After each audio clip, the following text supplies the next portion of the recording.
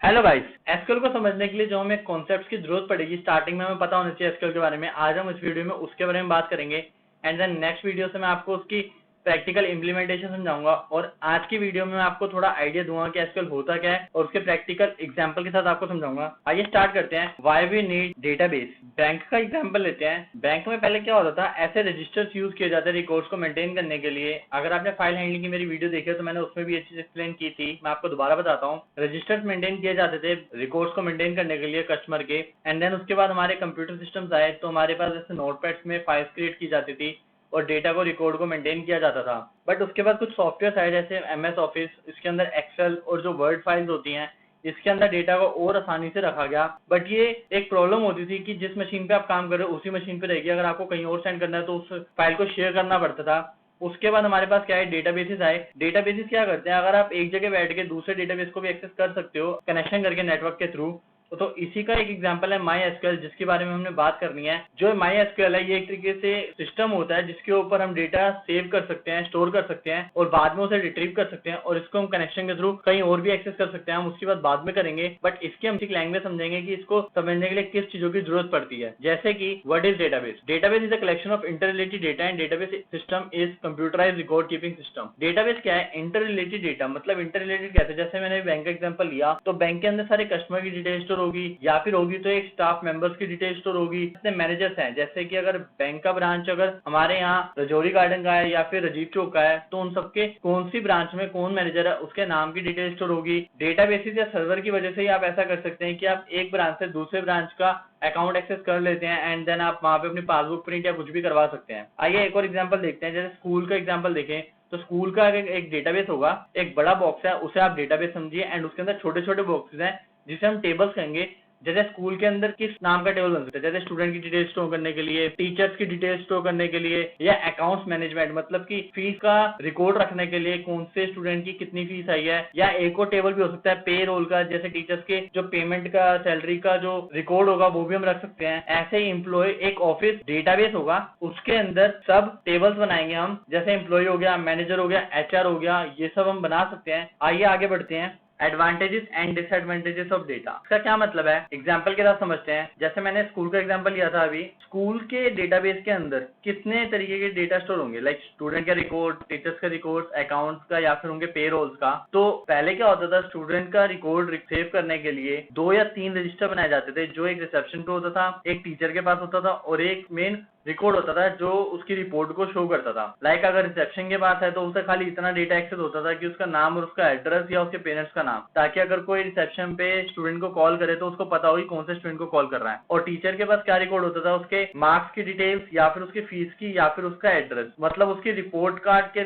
Kind of का data होता था या फिर उसके अटेंडेंस का रिकॉर्ड होता था। तो अलग अलग जगह अलग अलग डेटा रखा जाता था। डेटाबेस के आने से क्या हुआ, ये रिड्यूस हुआ कि एक ही स्टूडेंट का डेटा 2-2 रजिस्टर में सेव हो रहा है, तो रजिस्टर तो वेस्ट हो ही रहे हैं और साथ में उसको सेव करने के लिए जो टाइम लग रहा है, उसको लिखने के लिए या उसको मेंटेन करने के लिए, वो भी टाइम वेस्ट हो रहा है। तो इसलिए क्या होता था, एक ही कंप्यूटर में डेटाबेस में डेटा सेव होगा एक जगह पे और कंप्यूटर के थ्रू उसको हम अलग अलग जगह एक्सेस कर सकते हैं। हम क्या करते हैं, इसके थ्रू डेटा इनकंसिस्टेंसी को कंट्रोल करते हैं। लाइक पहले अगर आपको एड्रेस चेंज करवाना है या आपने फोन नंबर चेंज करवाना है तो क्या करना होता था, आपको अलग अलग जाके एप्लीकेशन देनी पड़ती थी और चेंज करवाना पड़ता था। अब आपका डेटा एक ही जगह सेव है, बस आपको उसी जगह चेंज करवाना है, तो आप उसके मैनेजमेंट के पास जाके, वो आपके पास अकाउंट के पास है या फिर स्टाफ के पास है, उसके पास जाके आप एप्लीकेशन देंगे और हर जगह डेटा चेंज हो जाएगा। और शेयरिंग ऑफ डेटा, जैसा कि मैंने अभी आपको बताया, एक ही जगह डेटा सेव होगा और सारी जगह शेयर हो जाएगा। स्टैंडर्डाइज डेटा का मतलब यहाँ से ये है कि एक ही तरीके का डेटा बना हुआ है और सब जगह सेम एक्सेस हो रहा है, मतलब एक स्टैंडर्डाइज है। ये नहीं कि रजिस्टर में रिसेप्शन के टेबल में कुछ और तरीके का डेटा सेव हो रहा है और टीचर के पास जो रजिस्टर है उसके अंदर कुछ और तरीके का डेटा सेव हो रहा है। और सिक्योरिटी ऑफ डेटा का मतलब यह है कि डेटा सिक्योर रहता है इसमें। इंटीग्रेटेड डेटा का मतलब यह है कि यहाँ पे डेटा बहुत अपडेटेड रहता है, अगर एक जगह चेंज हुआ तो हर जगह चेंज हो जाता है। नेक्स्ट हम बढ़ते हैं आगे। रिलेशनल डेटा मॉडल क्या है एसक्यूएल के अंदर, ये सेट ऑफ कॉन्सेप्ट डिस्क्राइब करता है जिससे हम डेटाबेस का स्ट्रक्चर देखते हैं। जैसा कि मैंने अभी आपको बताया कि हम एक बड़ा बॉक्स समझते हैं, वो डेटाबेस है स्कूल का, एंड उसके अंदर छोटे छोटे टेबल्स होंगे लाइक स्टूडेंट्स का, टीचर्स का। तो ये एक स्ट्रक्चर ही बना रहा है जिससे हम उसे आसानी से समझ सकते हैं। Define some constraints on database that should be obeyed, मतलब कि हमें कुछ कंस्ट्रेंट्स डिफाइन किए जाते हैं डेटाबेस पे, हमें फॉलो करना चाहिए, उससे हमारा डेटा क्या है, वैल्यूएबल बनता है। मैं आपको उस कंस्ट्रेंट्स के बारे में बाद में बताऊंगा जब हम उस लेवल पे पहुंच जाएंगे। अभी हम बेसिक से समझ रहे हैं तो उसकी टर्मिनोलॉजी टर्मिनोलॉजी समझते हैं डेटाबेस में हमें क्या चाहिए होता है। In relational data model the data is organised into tables that is rows and columns. Columns की फॉर्म में और रोज के फॉर्म में एक टेबल बनता है जिसको हम रिलेशंस भी कहते हैं, और row in the table represent relations and set of values. मतलब कि ये जो टेबल मैंने यहाँ एग्जांपल लिया है छोटा सा, इस लाइन को समझाने के लिए लिया है। जैसे कि यहाँ पे आप देख सकते हैं एक स्टूडेंट की डिटेल आ रही है, यहाँ पे दूसरे स्टूडेंट की डिटेल आ रही है, तो ये रिलेशन बता रहा है कि मतलब ये टेबल क्या कर रहा है, एक स्टूडेंट की डिटेल को स्टोर कर रहा है। अब आगे बढ़ते हैं, let us understand some terms related to relational data model. कुछ टर्म्स है जो हमारी इंपॉर्टेंट हमारे आगे यूज होती है और आपके पेपर में भी पूछी जाती है, हम उसको समझते हैं कि हम उसको कैसे पढ़ेंगे। ये उन सबकी डेफिनेशंस हैं, बट हम अभी डेफिनेशंस के साथ एग्जाम्पल भी देखेंगे। तो आगे बढ़ते हैं, इंपॉर्टेंट हम स्टार्ट करते हैं। रिलेशन, अ table storing logically related data, मतलब कि एक टेबल जो हमारे डेटा को स्टोर कर रहा है उसको हम रिलेशन कहते हैं। जैसे कि मैंने आपको बताया, ये पूरा जो रेड बॉक्स के अंदर दिख रहा है ये एक टेबल है जो क्या कर रहा है, स्टूडेंट के डेटा को स्टोर कर रहा है। अब स्टूडेंट का डेटा क्या क्या हो सकता है, रोल नंबर हो सकता है, नेम हो सकता है, मार्क्स ऑब्टेन्ड हो सकते हैं, टोटल मार्क्स हो सकते हैं, उसकी क्या परसेंटेज आई वो हो सकता है, और उसके परसेंटेज के बेसिस पे क्या उसे ग्रेड मिले ये हो सकता है। और जरूरी नहीं है ये ग्रेड हम खुद ऐड करें, हम उसके परसेंटेज के बेसिस पे सेट कर सकते हैं। अगर उसके 91 है तो ए आए, 81 है तो बी सेट हो जाए। ये मैं आपको दिखाऊंगा कैसे कर सकते हैं। अभी हम बेसिक से स्टार्ट कर रहे हैं तो बेसिक से बढ़ते हैं आगे, और इनफैक्ट हम परसेंटेज भी उसके मार्क्स के बेसिस पे काउंट कर सकते हैं, वो हम धीरे धीरे समझेंगे। आगे बढ़ते हैं, अगली है एट्रीब्यूट। एट्रीब्यूट्स क्या होते हैं, जितने भी आपके कॉलम है, मतलब जो सी आपने वैल्यू स्टोर की है, like roll number, name, marks obtained, total marks, percentage, grade, मतलब इतना पार्ट, और जो आपके कॉलम की हेडिंग है कह सकते हैं, इसको हम क्या कहते हैं, attributes. Attributes are the column of the relation, मतलब कॉलम का नाम क्या है। टोटल कॉलम कितने यहाँ पे 6, तो ये सारे क्या है, एट्रीब्यूट्स कहेंगे इसे हम। नेक्स्ट टर्म है हमारे पास ट्यूपल्स। ट्यूपल्स में क्या होता है, tuples are the rows of the relation, मतलब जो एक टेबल है रिलेशन, उसके अंदर जो हमारी रोज होती हैं, जो हम वैल्यूज ऐड करते हैं, एक पर्टिकुलर स्टूडेंट का पूरा रिकॉर्ड एक ट्यूपल कहलाता है। जैसे कि आप यहाँ पे देख सकते हैं, जिसको मैंने मार्क किया है, ये एक ट्यूपल है, मतलब ये एक अलग ट्यूपल होगी, ये अलग होगी, ये अलग होगी, ये अलग होगी। तो टोटल कितनी है, 5 ट्यूपल्स हैं। और जो मैं काउंट कर रहा हूँ इसका एक स्पेसिफिक रीजन है जो भी आपको आगे समझ आएगा। Cardinality, number of rows in a relation are cardinality, मतलब जितनी आपके रिलेशन में रिकॉर्ड्स हैं, जितने स्टूडेंट के आपने रिकॉर्ड्स ऐड किए हुए हैं, उतनी नंबर ऑफ ट्यूपल्स होंगी, और उसको हम क्या कहते हैं, कार्डिनैलिटी कहते हैं। ये एक मार्क्स का या ट्रू फॉल्स में या फिल इन द ब्लैंक्स में क्वेश्चन आ सकता है आपके पास, कि एक टेबल दे रखा होगा, उसके अंदर पूछेंगे the cardinality of that relation, तो आपको आंसर देना, जैसे इस टेबल का क्या है, 5। ऐसे ही नंबर ऑफ कॉलम्स के लिए भी एक होती है term degree. Number of attributes in a relation is known as degree. यहाँ पे कितनी डिग्रीज है टोटल, डिग्री की वैल्यू क्या होगी यहाँ पे, 1 से लेके 6 तक, मतलब 6 टोटल कॉलम्स है तो 6 डिग्री होगी इस पर्टिकुलर रिलेशन के लिए। और आगे आता है एक डोमेन। डोमेन का मतलब क्या होता है, एक पर्टिकुलर सेट ऑफ वैल्यूज, मतलब एक पर्टिकुलर कॉलम के लिए हम वैल्यू डिफाइन कर देंगे कि इस वैल्यू से इस वैल्यू के अंदर ही वैल्यूज आ सकती हैं। जैसे कि अगर आपकी क्लास में कोई, सपोज करते हैं राज नाम का कोई स्टूडेंट नहीं है, तो इस नेम के अंदर उसकी वैल्यू एग्जिस्ट नहीं करती होगी, ठीक है। और मार्क्स ऑब्टेन्ड के अंदर 500 से ज्यादा या 0 से कम मार्क्स नहीं हो सकते। अगर हम नेगेटिव मार्क्स को नेग्लेक्ट करते हैं इस केस को, तो देखें तो 500 से कम होंगे और 0 से हमेशा ज्यादा ही होंगे, या मिनिमम टू मिनिमम 0 हो सकते हैं, उससे कम नहीं होंगे। तो हम ये कंस्ट्रेंट्स भी लगा सकते हैं इसके ऊपर कंडीशन, कि अगर कोई 500 से ज्यादा वैल्यू ऐड करने की कोशिश करता है, या फिर 0 से कम की वैल्यू ऐड करने की कोशिश करता है इस मार्क्स ऑब्टेन्ड के कॉलम के अंदर, तो आपके पास एरर आ जाएगा कि आप इस वैल्यू को ऐड नहीं कर सकते, value should be less than 500 and greater than 0। तो इस तरीके से ये टर्म्स वर्क करती हैं हमारे इसमें एसक्यूएल के अंदर, और आपको नेक्स्ट वीडियो से मैं प्रैक्टिकल इंप्लीमेंटेशन जरूर कराऊंगा। आप इस वीडियो को फॉलो कीजिए पूरा, एंड देन एसक्यूएल ट्यूटोरियल से आपका पूरा एसक्यूएल का जो पार्ट है पूरा क्लियर हो जाएगा। एग्जीक्यूशन से लेके आपके पूरे क्वेश्चंस के प्रैक्टिस तक मैं सब कुछ कराऊंगा। आइए आगे बढ़ते हैं। माई एसक्यूएल वर्सेस एसक्यूएल, मतलब माई एसक्यूएल और एसक्यूएल में क्या डिफरेंस है वो देखते हैं।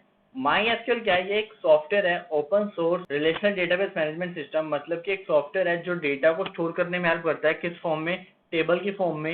एंड एसक्यूएल क्या है, एक लैंग्वेज है, स्ट्रक्चर्ड क्वेरी लैंग्वेज, जो क्या करती है, हेल्प करती है हमें डेटा का, जो हेल्प करती है डेटा को सेव करने में इस सिस्टम के अंदर।